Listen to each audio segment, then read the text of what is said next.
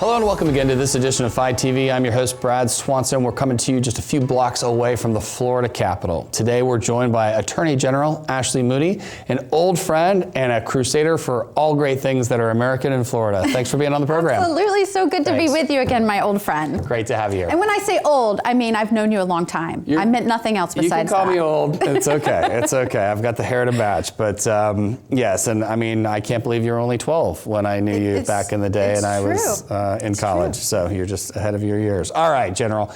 Let's jump right in. So we're gonna talk a little bit about what 2021 and 2022 has looked like from a work product from you. We know it deals with organized retail theft and Back the Blue. Let's jump into the legislative first. Let's go there. Sure. So legislatively, what are the priorities that your office is working on?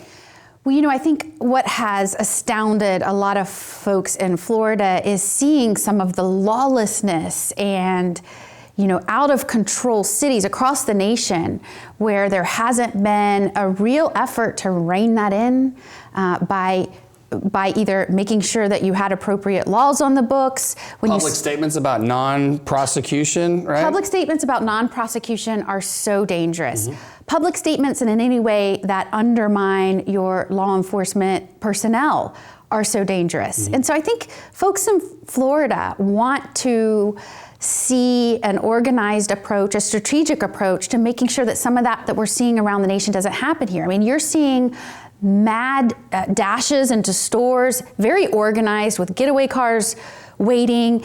In some of the cities, it's like flash mobs that they organize to go hit these stores. Yes, and what's really frustrating, especially somebody that used to, like myself, I used to be a prosecutor. I was a judge for over a decade. I'm the wife of a law enforcement officer. I believe that when you are a nation or a state under a rule of law, that you have to have leadership that's committed to ensuring that for your citizens. I mean, at the very core of what government is meant to do, it's to protect the rights of its citizens and the safety and security of its citizens. And so, you know, when you have leadership in some of these cities come out and say, you know, those businesses that got victimized and you know, destroyed should have had better security.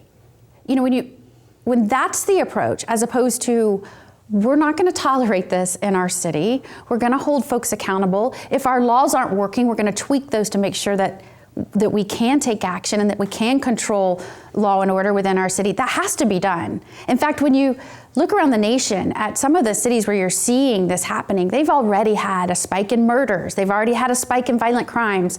You know, 70% of businesses nationwide said that they saw an increase in crime against their businesses, and 60% of that related to violent crime.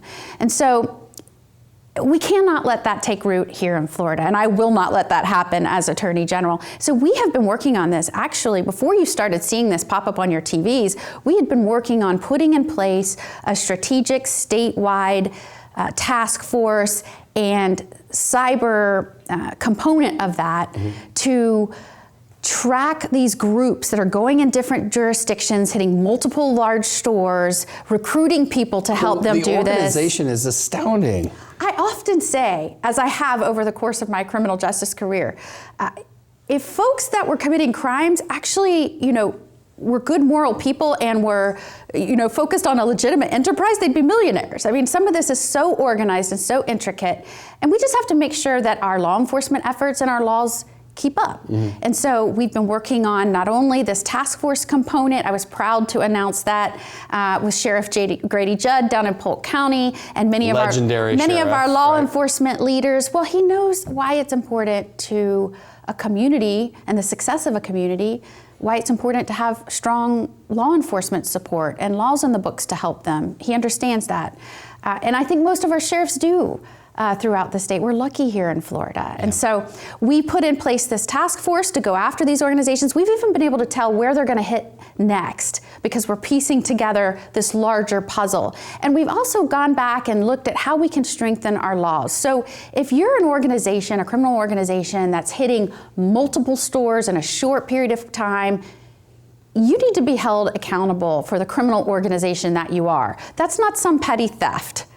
that's happening one time or that's happened in one jurisdiction. And so we've done that. Our organized retail theft bill, happy to say, it has passed both chambers, incredibly proud of the work of the folks that helped us with that. And I look forward to the governor signing that. I think it's important to Florida. I think it's important to show how Florida leads in this area. Yeah, I think leadership is a key word I want to hang on there with you. And it seems like between you and Governor DeSantis, the leadership of Florida to address these nationwide problems and setting us up as the model for other states to follow, even other states that are arguably conservative and pro-business and have a lot of those same values, they still hang back and they wait for Florida to go first.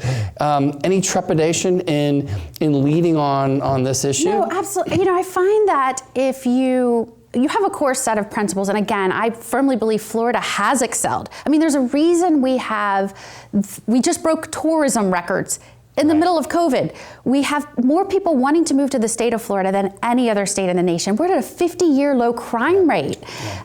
There are many reasons for this, but I do believe it's because we have had incredible leadership here in Florida for decades who focus on ensuring that we're strategic in the laws that we pass, that we're not frivolous with our purse, that we understand the principles of limited government, and importantly, separation of powers.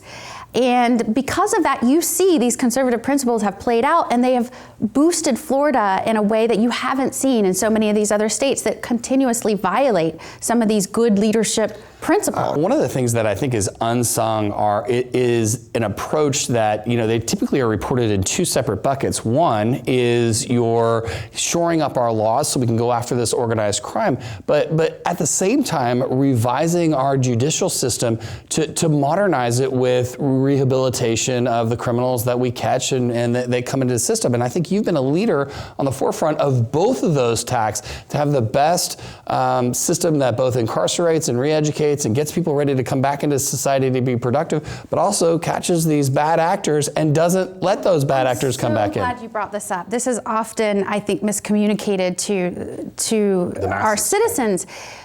It's not mutually exclusive to want to support a strong law enforcement, ensure that we are behind them as a community. It takes a really special person to wake up every day and put on a badge and a gun, yes, but also strap on a bulletproof vest, not knowing how your day is going to go.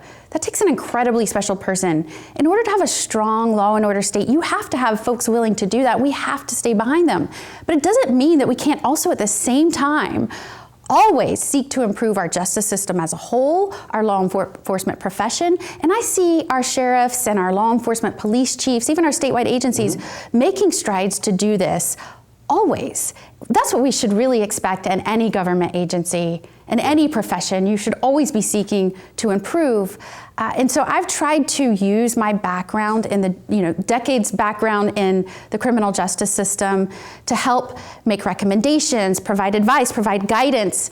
I was just speaking about this earlier today, that oftentimes it's important to see where both sides are coming from, because so often there is a nuanced solution in the discussion, and many times folks are just talking over one another and not realizing that. And so I've really enjoyed this role, being able to facilitate those discussions and offer my experiences. And sometimes it's just common sense. For example, we led an initiative here in Florida, not recently, where we looked at our crime reporting, anonymous crime reporting through Crime Stoppers.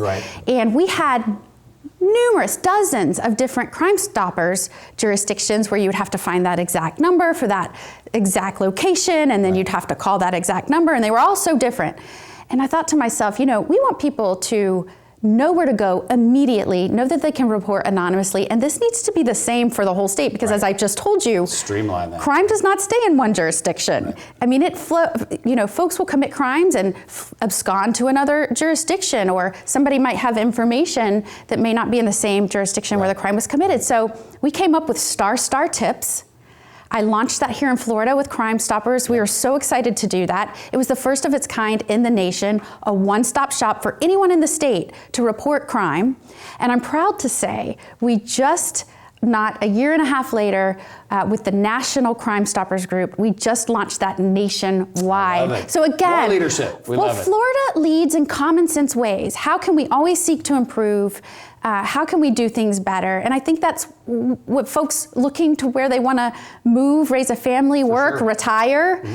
Florida's a great place to do that because we do have such good leadership and common sense approaches to things that affect the whole nation. All right, so we can stay in the weeds with you because you love getting granular on great law, and we love hearing about it. I'm gonna take one step back. Your Back the Blue initiative is amazing. Tell our viewers, we've only got a few minutes left, tell our viewers what that is. Well, one of the things I was intent on doing when I left the bench and came into this role was to ensure, as law enforcement was feeling the lack of morale in many instances, is one thing I heard a lot while I was on the bench and even on the campaign trail. And so as soon as I got in, one of the first things I did was launch a Back the Blue campaign. And it's not only to recognize the heroic acts of officers that we see all the time. In fact, just this past weekend, we had a trooper who, there was a drunk driver coming towards a race. Saw the video. And without hesitation, put her life on the line to protect the runners. And our state, county, municipal, our law enforcement officers do that every day. So the Back the Blue is meant to show recognition for those that do these things every day, and so that the public is aware. As we have all of these discussions going on about our police, when you had this nonsense about defunding our police, I thought it was important to speak up about some of these acts that were going on. And at the same time, we're also recognizing organizations that are building and bridging that gap between law enforcement and the communities that they serve. So that if they are doing things to bridge that trust, to build that relationship, to bolster that community collaboration, we want to recognize that and show that that's also good to strengthen our communities and to create a stronger, safer state. I think what you're bringing to the table is highlighting that there is so much more interaction between law enforcement and the communities they serve than ever gets press, and there's so much more appreciation for law enforcement, maybe not in the media, but definitely of the citizens, regardless of color, creed, what have you, the appreciation for those law enforcement people that keep our communities safe. And I love that you highlight that in nearly everything you do in your office. I know sometimes you gotta, get down with the super lawyers and figure out some of the nuanced policy, but thank you for that.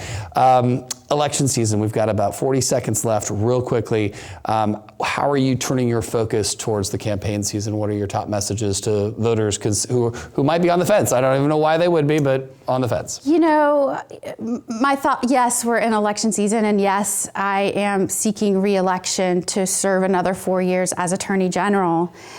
I don't believe that there is a need for adjustment. I came into this with very specific goals and agendas. I was going to personally engage using my background to ensure that we're working with and directly benefiting law enforcement, that I am ensuring that we are efficient within our agency, that we are cutting edge on going after traffickers, that we are doing everything we can to protect the rights and liberties of our citizens. In fact, as we experienced a horrible pandemic, Florida led the way, ensuring that people could still live their lives and provide for their families. I was so happy to bring victories home to Florida to ensure that Florida could be the state that recovered the fastest. All of these things that I committed to do when I came into office are exactly what I will do in the next term.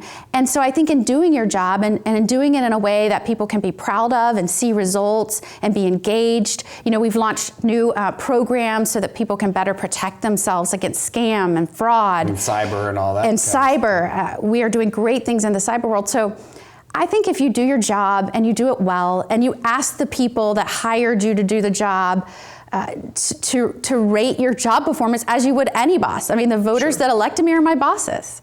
I think you don't have to do much adjustment when you seek re-election. Either you're doing your job well and they want to renew your contract or not. And so I will keep doing exactly what I have been doing, which is working tirelessly to protect the rights of Floridians and their families throughout our state.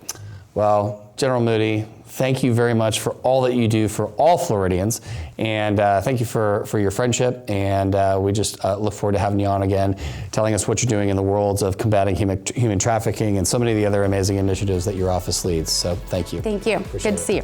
That's all the time we have for this episode of FI TV. Make sure you hit us up on our social media feeds for more great interviews like this one, and for now, thanks for tuning in.